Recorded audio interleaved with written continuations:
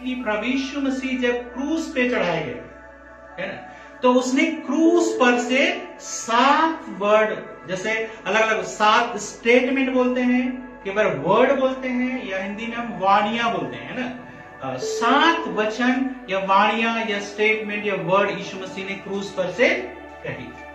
एक बात हम जानते हैं क्यों महत्वपूर्ण है, हम क्यों इस बात की चर्चा करते हैं कि यीशु ने क्रूस पर ये बातें कही।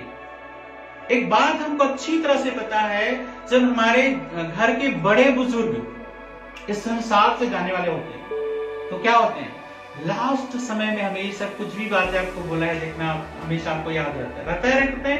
लास्ट में कोई व्यक्ति फालतू बातें नहीं करते, संसार से जाने, खैर प्रभु यीशु तो कभी भी ऐसा उन्होंने अपने मुंह से कोई भी व्यर्थ बातें नहीं निकाली, लेकिन फिर भी जो लास्ट के जो वर्ड होते हैं इंसान के लिए, किसी भी इंसान जब इस संसार जाता है, हमें जीवन भर हम याद रखते हैं। कई बार हम बोलते हैं हमारे पापा ने लास्ट समय ऐसा बोला, या मम्मी ने ऐसा बोला, दादी ने ऐसा बोला, और बहुत ही महत्वपूर्ण बातें होती है। प्रभु यीशु मसीह के जो कहे हुए 7 जो वचन है बहुत ही ज्यादा महत्वपूर्ण है, क्योंकि वो लास्ट में यीशु मसीह की मृत्यु होने वाले उससे पहले, और सोचो इतनी दर्द में कौन बात करता है, कोई बात करेगा? किसी की बात करने की इच्छा होगी जो इतनी दर्द में, जहां पे सांस लेना मुश्किल होता है। जब आपको क्रूस पे जब आप चढ़ाए गए, आपका हाथ और पैर ऐसे कीलों से है, पहली बात तो उसका पूरा शरीर छन्नी हो गया, लहू लुहान लहू पूरा बह गया है, कांटों का मुकुट भी है, और उसके बाद हाथों में और पैरों में कील, तो वेट कहां जाएगा आपका? पैरों में जाएगा। तो क्या होगा, आपको पूरा शरीर झुक जाएगा। तो आपको सांस भी लेना है तो क्या करना पड़ेगा, ऐसे ऊपर ऐसे करके। उस समय आपके बात करना भी मुश्किल है, लेकिन प्रभु यीशु मसीह को यहाँ पर हम 7 बातें या 7 स्टेटमेंट या 7 वाणियों को बोलते हुए सुनते हैं, जो बहुत ही महत्वपूर्ण भाग है। तो आइए हम थोड़ा सा इस पे मनन करते हैं। सबसे पहला जो वचन है वो पाया जाता है लूका रचित सुसमाचार उसका 23 अध्याय के 34 पद में। लूका रचित सुसमाचार उसका 23 अध्याय का 34 पद, यहाँ पे ऐसा लिखा है, तब यीशु ने कहा, हे पिता इन्हें क्षमा कर, क्योंकि ये जानते नहीं कि क्या कर रहे हैं। सबसे पहली बात जो क्रूस पर यीशु मसीह ने जो कही, इतने दर्द में, पीड़ा में, सब कुछ होने के बावजूद भी एक जो बात जो यीशु मसीह कह रहे हैं वो क्या कह रहे हैं, तो यहां पर कहता है, हे पिता इन्हें क्षमा कर, क्योंकि ये नहीं जानते हैं कि क्या कर रहे हैं। सबसे पहला चीज जो यीशु मसीह ने क्रूस पर से जो बोला,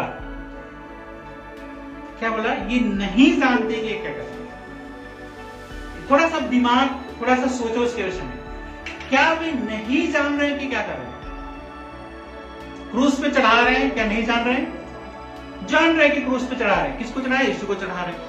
लेकिन जब यीशु कहता है कि नहीं जानते कि क्या कर रहे हैं, वो इस बात को बताना चाहते हैं कि इस बात को पहचान नहीं पा रहे कि किसके साथ ऐसा कर रहे हैं लोग। समझ रहे हैं ना? वो जो काम कर रहे हैं उनको पता है, लेकिन किसके साथ काम कर रहे हैं, किसके लिए काम कर रहे हैं, उनको जरा भी अंदाजा नहीं है। कि उस सृष्टिकर्ता परमेश्वर को क्या कर रहे हैं, आज ये क्रूस पे चढ़ा करके क्या कर रहे हैं, उनको बड़ा ऐसा लग रहा है जैसे हमने बड़ा काम कर दिया, बड़ा उपलब्धि हासिल कर दिया हो, है ना। लोग बोल रहे हैं कि यदि तू परमेश्वर का पुत्र है तो अपने आप को नीचे उतार देता कि हम भी जाने, हम भी विश्वास करेंगे। बोला लिखा है, उसको पढ़ना ढंग से घर में जाके, बोले कि हम भी विश्वास करेंगे कि तू परमेश्वर का पुत्र है। ठीक है, इस बात को वो समझ नहीं पा रहे यीशु मसीह कौन है, और इसलिए वो ऐसा कर रहे हैं। आज भी अपनी जीवन देखिए, सबसे ज्यादा विरोध किसका होता है दुनिया में, पता है? आप दुनिया के सब काम कर लो, आपके साथ कुछ नहीं होगा। लोग बोले चलता है, पति पत्नी लड़ाई झगड़ा हो चलता है, शराब पी के गाली गलौज करे चलता है, सब चीज चलता है। यीशु मसीह को जब आप ग्रहण करते हो, तुरंत ही लोगों के कान खड़े हो जाते हैं ये अब तो ये प्रार्थना में जा रही है, अब तो ये ऐसा हो रहा है। मतलब लोगों के अंदर की धारणा देखिए, क्योंकि यीशु को नहीं पहचानते। लोगों को लगता है यीशु ग्रहण करने के बाद लोग क्या बन जाते हैं, यीशु के जैसे बन जाते हैं भाई। और यीशु क्या करने के लिए आया था? मर सकता है लेकिन किसी को मार नहीं सकता। ठीक है, यीशु मसीह अपनी पावर शक्ति दिखाने नहीं आया था। यीशु मसीह दूसरों में मर सकता है, दूसरों के जीवन के आशीष में मर सकता है, लेकिन दूसरों के जीवन में नुकसान नहीं कर सकता है। आज भी इस बात को लोग समझ नहीं पाते हैं। यीशु के बारे में जब बात होती है, लोग ऐसा सोच रहे हैं जैसे मानो कि कोई किसी को टेररिस्ट बना दिया हो। जो यीशु मसीह पर विश्वास करता है वो दूसरों के लिए मरने के लिए तैयार होता है। इतना प्रेम वो दूसरों से करता है। कभी ना अपने परिवार का नुकसान करेगा, ना देश का नुकसान करेगा, ना राज्य का नुकसान करेगा, ना किसी के व्यक्ति के जीवन में कभी भी नुकसान पहुंचाने वाला व्यक्ति नहीं होता है। उस समय के लोग भी यीशु को नहीं पहचान पाते, आज के समय में भी यीशु को लोग नहीं पहचान पाते हैं। ठीक है, और कहते हैं जानते नहीं कि ये क्या कर रहे हैं। तो क्या उन्हें, हे पिता इन्हें क्षमा कर। सबसे ज्यादा जो हमारे जीवन की जरूरतें हैं, सबसे ज्यादा वो है दूसरों को क्षमा करने की जरूरत है ना। जब रिफ्लेक्ट करते हैं अपने आप को, तो एक चीज जो जीवन में सबसे ज्यादा मसीह जीवन में जो आपको जरूरत पड़ेगी वो क्या है, पता है? दूसरे को क्षमा करना, माफ करना। देखिए, कोई भी परिवार ऐसा नहीं है जिसमें आपस में झगड़े ना हो। कोई भी परिवार ऐसा नहीं है जिसमें पति पत्नी में झगड़े ना हो। कोई भी परिवार ऐसा नहीं है जिसमें बच्चे और माँ बाप के बीच में एक अनबन ना हो, है ना। कोई भी ऐसा परिवार आपको नहीं मिलेगा, या कोई भी कलीसिया ऐसा नहीं मिलेगी जिसमें आपस में अनबन ना हो। आप ऐसा सोचो, कोई भी कलीसिया में आने वाले सब बड़े प्यार से रहते हैं एक दूसरे के साथ, ऐसा कोई भी कलीसिया आपको नहीं मिलेगा। क्यों हम एक दूसरे से दूर जाते हैं? क्योंकि दूसरों की छोटी छोटी बातें हमें क्या करती है, ठेस पहुंचाती है। छोटी छोटी बातें हमारे जीवन में घर करती, आज भी हम भुला नहीं पाते हैं। जो हमारे जीवन में हमने दूसरों के द्वारा जो दुख सहा है, कई बार बातों के द्वारा दुख सहा है और कई बार एक्चुअल में काम करने के द्वारा दुख सहा है, उसको हम क्या करते हैं, जिंदगी भर भुला नहीं पाते हैं। लेकिन यीशु को याद करो, इससे बढ़कर दुख किसी ने आपको दिया होगा कि जो है आपको ठट्ठा में उड़ा रहे हैं, आपका मजाक भी बना रहे हैं, आपको इस तरह से निर्वस्त्र क्रूस पे लटका दे रहे हैं, सबसे दर्दनाक मौत, फिर भी उसके मुंह से क्या निकल रही है, ये पिता ने क्षमा कर, क्योंकि ये नहीं जानते क्या करें। तो क्या फॉर्मेलिटी के लिए प्रभु यीशु बोल रहे हैं?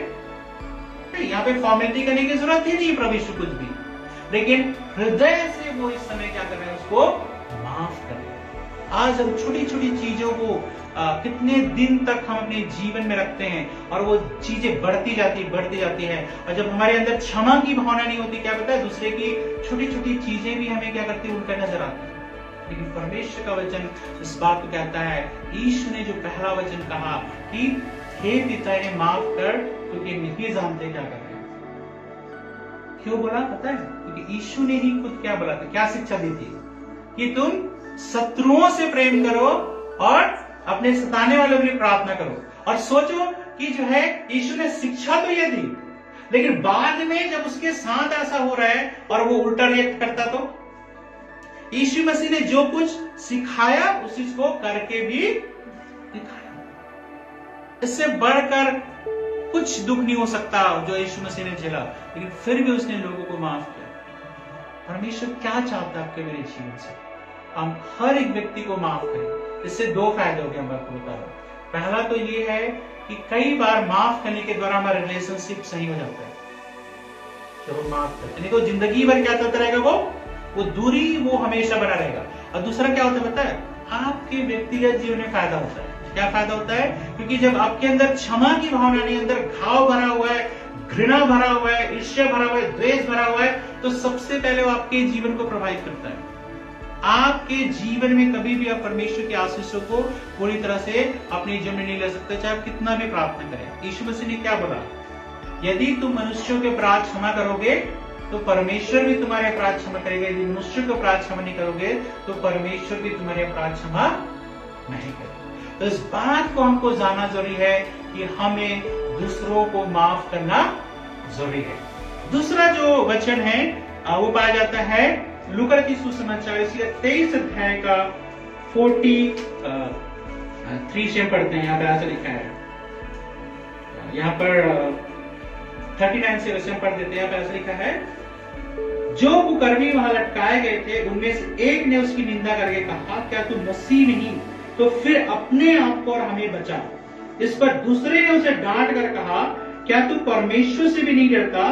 तू भी तो वही दंड पा रहा है और हम तो न्याय अनुसार दंड पा रहे हैं, क्योंकि हम अपने कामों का ठीक फल पा रहे हैं, पर इसने कोई अनुचित काम नहीं किया। तब उसने कहा, हे यीशु, जब तू अपने राज्य में आए तो मेरी सुधि लेना। उसने उससे कहा, मैं तुझसे कहता हूं कि आज ही तू मेरे साथ स्वर्गलोक में होगा। तो दूसरी वाणी जो प्रभु यीशु मसीह ने कही वो ये था कि आज ही तू मेरे साथ स्वर्गलोक में होगा।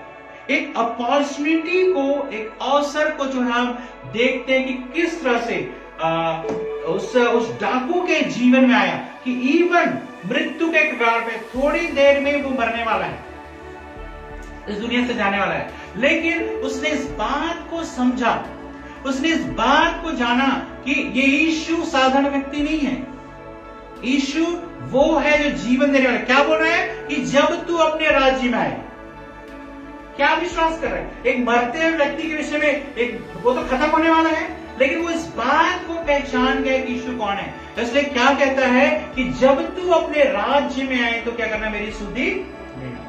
और जब इस तरह की प्रार्थना उसने किया तो वहां पे यीशु मसीह ने क्या बोला उसको कि आज ही तू मेरे साथ स्वर्ग में।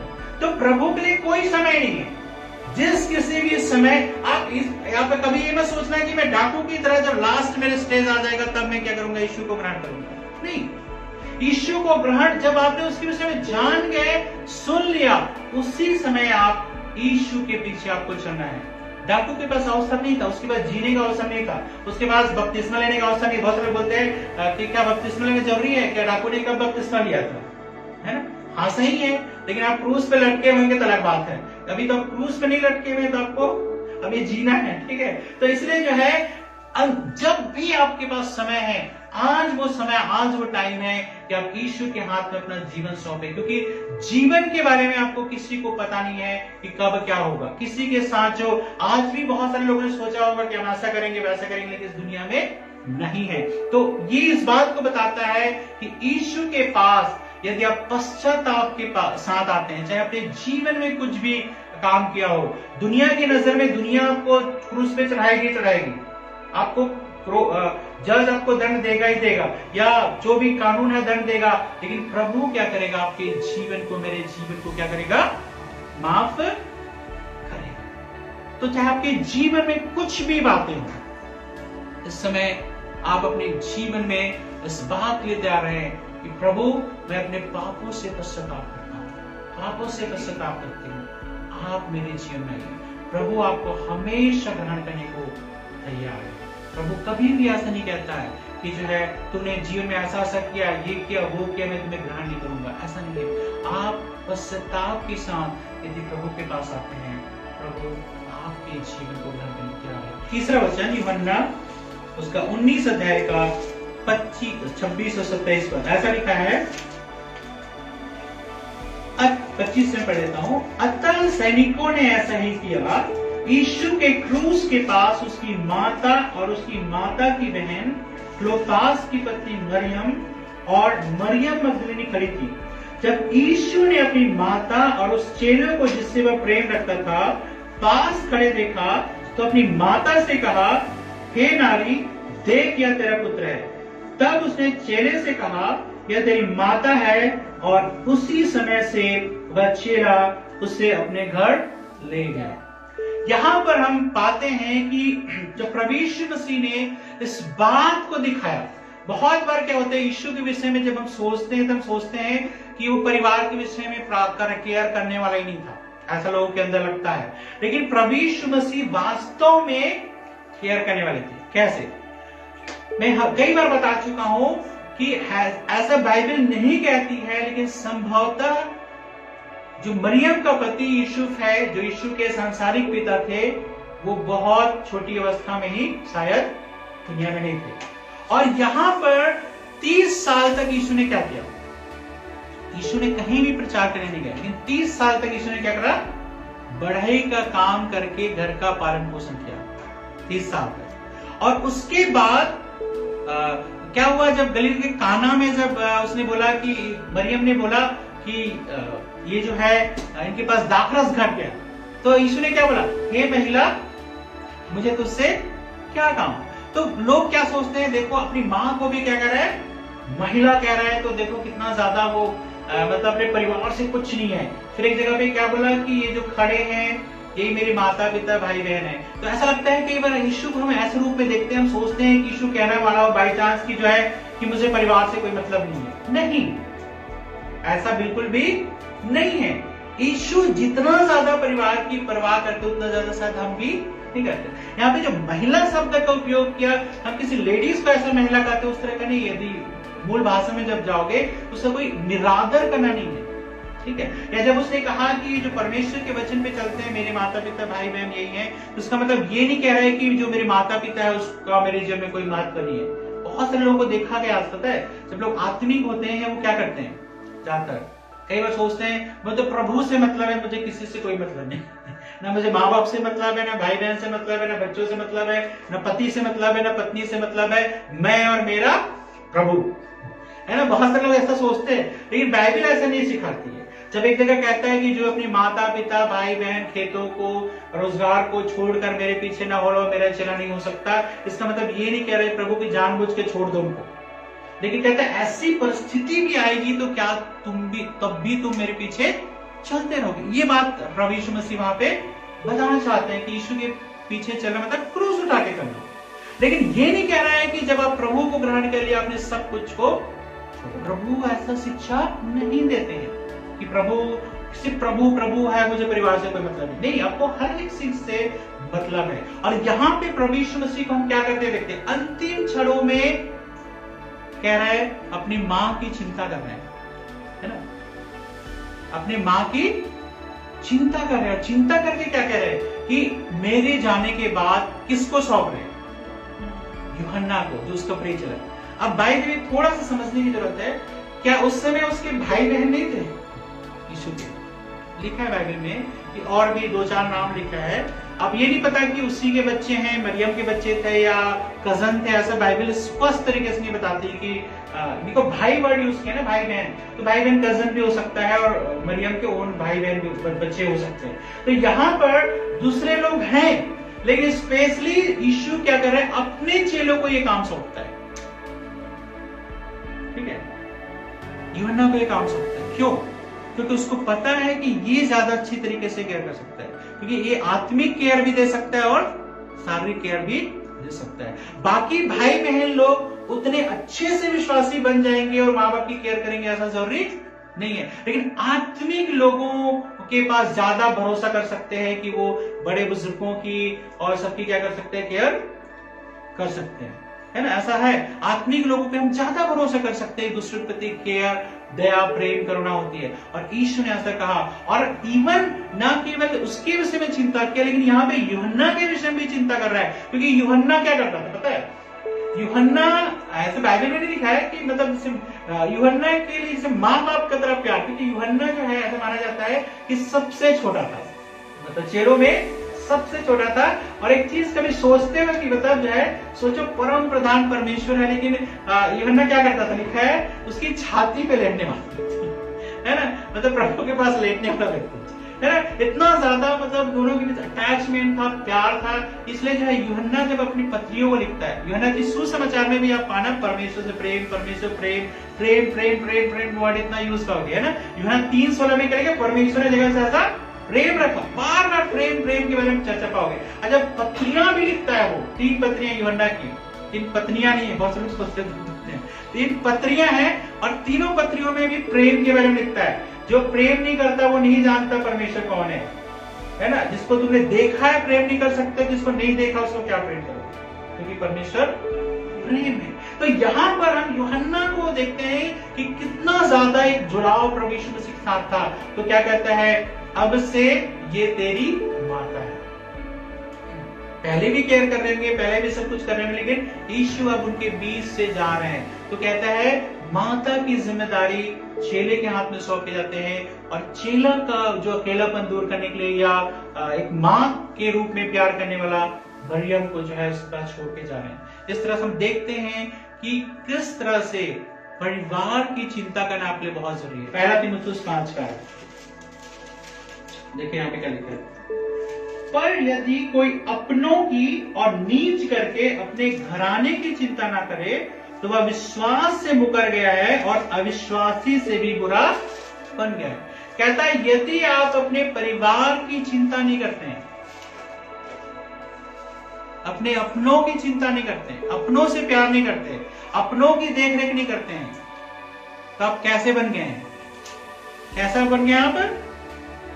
अविश्वासी से भी बुरा बन गए। अविश्वासी भी कम से कम सोचता है अपने परिवार के बारे में, ठीक है, और विश्वास से मुंह पर गए कहते तब कितना भी धार्मिक काम कर रहे हो। बहुत सारे लोग ऐसे होते हैं, मैंने देखा है, जिनको परिवार की कोई परवाह नहीं, जिनको समाज की कोई परवाह नहीं, जिनको अपने बच्चों की कोई परवाह नहीं, जिनको पति या पत्नी की कोई परवाह नहीं। हाँ, प्रभु की सेवा कर रहे हैं, प्रभु का काम कर रहे हैं, प्रार्थना में जा रहे हैं, यहाँ जा रहे हैं, वहां जा रहे हैं, लेकिन परिवार को जो जरूरत है बिल्कुल भी नहीं करते। परिवार की जिम्मेदारी परमेश्वर ने आपको सौंपी है। आपका कई बार हो सकता है आपके परिवार में कई लोग प्रभु को नहीं जानते, लेकिन कैसे जानेंगे? जबरदस्ती करने से नहीं जानेंगे कि जबरदस्ती चल प्रार्थना में चल, जबरदस्ती उठ बाइबल पढ़, ऐसे इन चीजों में नहीं जानेंगे। आपका प्यार, आपके अंदर बदलाव तो दिखना चाहिए उनको, कि कुछ तो दिखना चाहिए। क्या यीशु ग्रहण करने के बाद आपका कुछ हुआ है? आप ऐसी जगह में जाना पसंद नहीं करोगे जिस जगह में आप जाकर के आदमी आ रहे हैं यार वहां से तो उल्टा मतलब बुरा बन के आ रहा है। किस जगह, कैसे जगह में जाना चाहोगे? देखोगे यार वहां जाने से पता नहीं कुछ तो अच्छा हुआ है, इसके जीवन में बहुत बदलाव। बाय द वे सबको चैनल सब्सक्राइब कर लेना और देखते रहना, ठीक है, दुनिया प्रेरणा हाउस। तो आपके जीवन में बदलाव को देखेंगे तो उनके जीवन में बदलाव आएगा। अपने परिवार की चिंता करना, आप वो माध्यम है, आप यीशु मसीह के वो हाथ और पैर और कान और नाक हैं जिसके द्वारा आपके बच्चों के जीवन में, पति के जीवन में, बच्चों के जीवन में, माँ बाप के जीवन में बदलाव आएगा। यदि आप बस प्रार्थना करें, आराधना करें प्रभु के सामने तो बहुत अच्छी आवाज है, लेकिन जैसे ही प्रभु के से हटते हैं, प्रार्थना करते हैं, आप बदल जाते हैं इंसान। ऐसा नहीं होना है, ठीक है। और इस बात को जानना है कि हमें अपने जीवन में परिवार की चिंता करना जरूरी है। रोज परिवार के सदस्यों के लिए प्रार्थना करें। कलीसिया भी एक परिवार की तरह एक दूसरे के लिए प्रार्थना करें, एक दूसरे को ऊपर उठाएं। अगला जो चौथा वचन वो पाया जाता है वो है मत्ती उसका 27 का 46। मत्ती के सुसमाचार उसका 27 अध्याय के 46 में ऐसा लिखा है, दोपहर से लेकर तीसरे पहर तक उस सारे देश में अंधेरा छाया रहा। तीसरे पहर के निकट यीशु ने बड़े शब्द से पुकार कर कहा, एली एली लमा सबक्तनी, अर्थात हे मेरे परमेश्वर, हे मेरे परमेश्वर, तूने मुझे क्यों छोड़ दिया। देखिए बाइबल में हमेशा हम इस बात को पाते हैं कि पिता परमेश्वर कभी भी जो है प्रभु यीशु से अलग नहीं हो। बार बार कहता है, प्रभु यीशु कहते हैं तू मेरे साथ है, मेरे साथ है। लेकिन इस वक्त जब यीशु क्रूस पर है, क्या हुआ? जब यीशु क्रूस पर है तो क्या हुआ? कहता है हे मेरे परमेश्वर, हे मेरे परमेश्वर, तूने मुझे क्यों छोड़ दिया। कभी यीशु पिता से अलग नहीं हुए, लेकिन जब यीशु हम सब के पापों के बदले में बलिदान हो रहे थे, यीशु अलग हो गया, पिता ने अपना मुंह फेर लिया। और ये सबसे बड़ा दुख की घड़ी थी। प्रभु यीशु मसीह को दर्द की परवाह नहीं है ज्यादा कि कितना दर्द हो रहा है, कितना मेरे लहू बह गया, मरने वाला हूं, लेकिन किस बात की परवाह है? छोड़ दिया।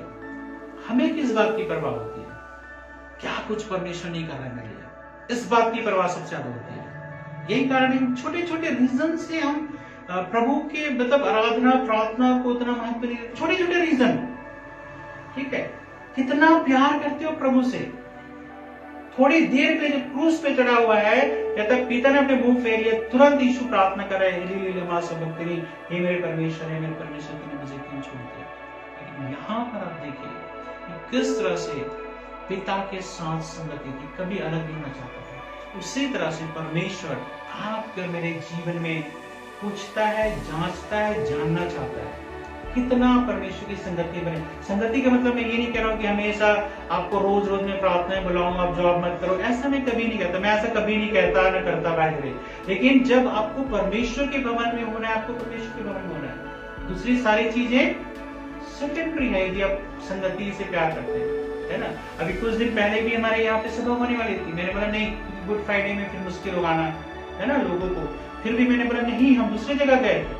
तो यहाँ पर मैं आपको जबरदस्ती नहीं करूंगा, लेकिन यदि फिर भी छोटे छोटे रीजन से आप परमेश्वर के भवन में आना पसंद नहीं करते, प्रार्थना पसंद नहीं करते, और हम प्रार्थना करते हैं ना प्रभु जो नहीं आए उनको भी आशीष दे, तो हम सोचते हैं यार नहीं आने से ज्यादा आशीष मिल रही तो अपने घर में बैठ के आशीष प्राप्त करें। प्रभु ऐसा नहीं करते पहले, ठीक है। ये परमेश्वर प्रति प्रेम आपके अंदर कितना ज्यादा है, इस बात को दिखाता है। अगला वचन जो 5वां वचन है वो यूहन्ना उनका उसका 19 का 28 पद, ठीक है, 19 का 28 पद क्या लिखा है यहाँ पे, यूहन्ना 19 का 28 पद, यहाँ पे इस प्रकार लिखा है, इसके बाद यीशु ने यह जानकर कि अब सब कुछ पूरा हो गया, इसलिए कि पवित्र शास्त्र में जो कहा गया था वह पूरा हो, कहा मैं प्यासा हूं। पांचवा जो क्रूस पर कहा गया वचन है वो क्या है, आई थर्स्ट, मैं प्यासा हूं।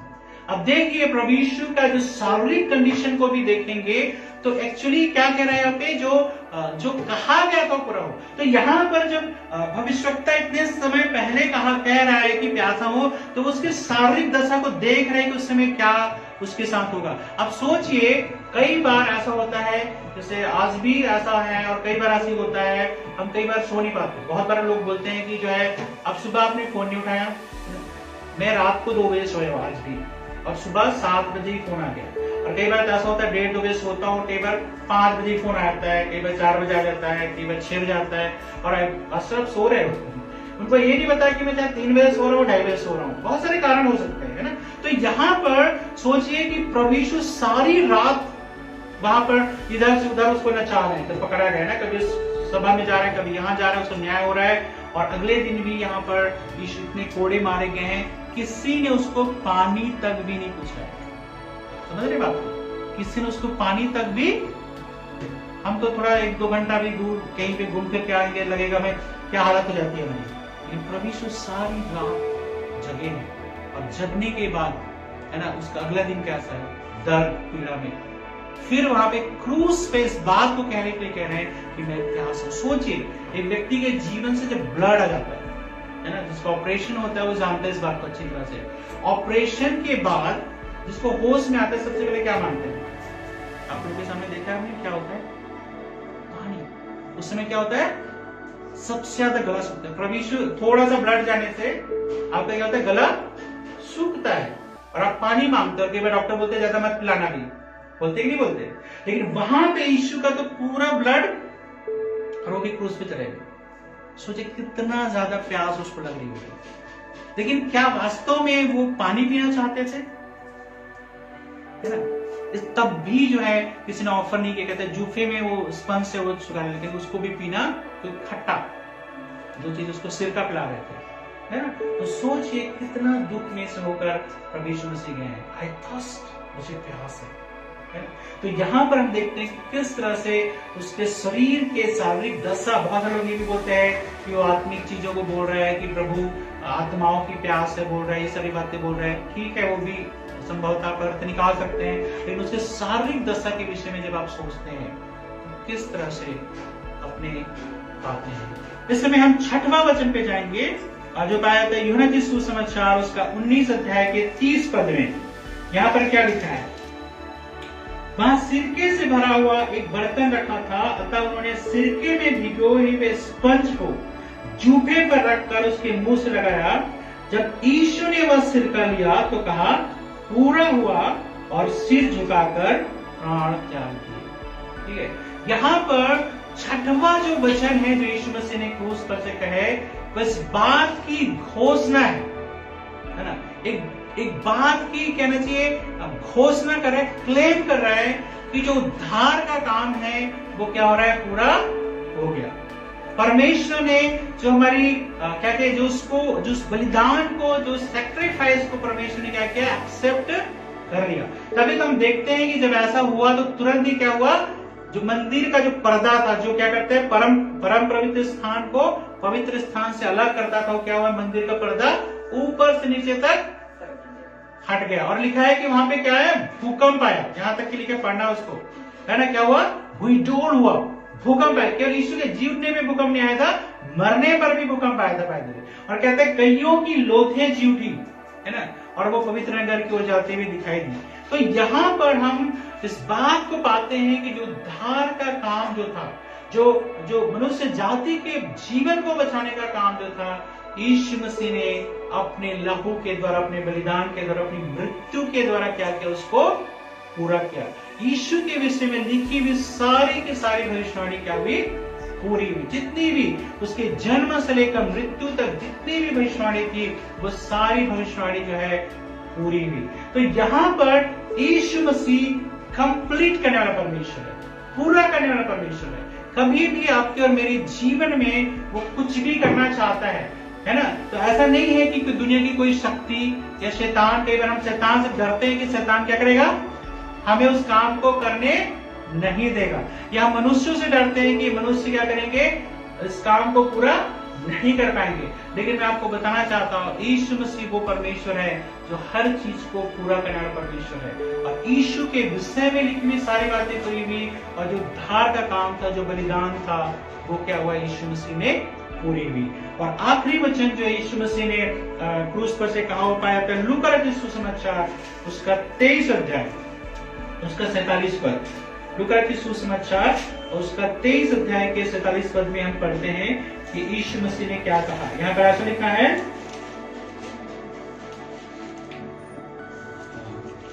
46 ठीक है, 46-47, लगभग दोपहर से तीसरे पहर तक सारे देश में अंधियारा छाया रहा और सूर्य का उजियारा जाता रहा और मंदिर का पर्दा बीच से फट गया। देखो यहाँ पर अंधेरा भी छाया रहा है, उस समय ऐसा हुआ गया है ना। सूर्य भी कहता है, सूर्य का उजियाला भी जाता रहा है ना। इतना बड़ा काम दुनिया में हुआ है कि जो है सूर्य ने भी अपना मुंह छुपा लिया। मतलब यीशु के बलिदान के द्वारा किस तरह से इस बात को बताता है कि यीशु का बलिदान श्रेष्ठ बलिदान है, परमेश्वर के द्वारा क्या हुआ, एक्सेप्ट कर लिया गया। जैसे हम जब एलिया ने बलिदान चढ़ाया, पानी भर दिया सब तरफ से, तो क्या हुआ, पहला किंग में क्या पढ़ते हैं कि जो है वो जब उसने बलिदान चढ़ाया तो पानी भी भर गया सब कुछ, लेकिन भस्म हो गया, मतलब एक्सेप्ट कर लिया। उसी तरह जब यीशु का बलिदान एक्सेप्ट हुआ तो क्या हुआ, कहता है दोपहर से लेकर तीसरे पहर तक पूरे देश में अंधियारा छा रहा, मंदिर का पर्दा ऊपर से नीचे तक फट गया, और एक है सूर्य का भी प्रकाश जाता रहा। और आगे दूसरे में बत्ती वगैरह पढ़ोगे तो वहां पर लिखा है भूइडोल हो गया, है ना। इतनी सारी चीजें इस बात को प्रकट करने के लिए हुआ कि यीशु का बलिदान एक्सेप्ट हुआ।